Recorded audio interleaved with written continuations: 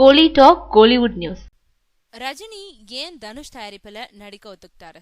தனுஷ் தயாரிப்புல ரஜினி நடிக்க மருமகனோட தயாரிப்பு நிறுவனம் மேல உள்ள நம்பிக்கை தான் காரணமா?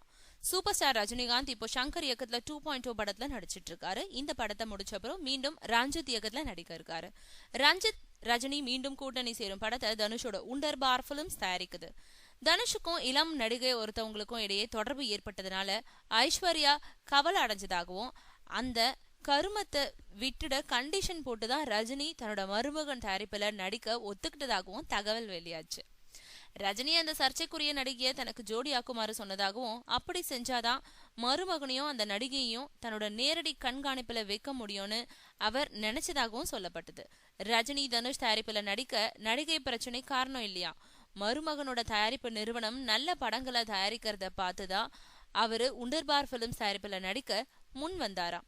ரஞ்சித்தோட பணியாற்ற ரஜினிக்கு ரொம்பவும் பிடிச்சிருக்கு. இந்த நிலையில வெற்றிகரமான தயாரிப்பு நிறுவனம் நடத்தும் தன்னோட மருமகனையே தன்னுடைய அடுத்த படத்தை தயாரிக்க வைக்கணும்னு ஆசையில தான் இப்படி செஞ்சிருக்காராம் ரஜினிகாந்த்.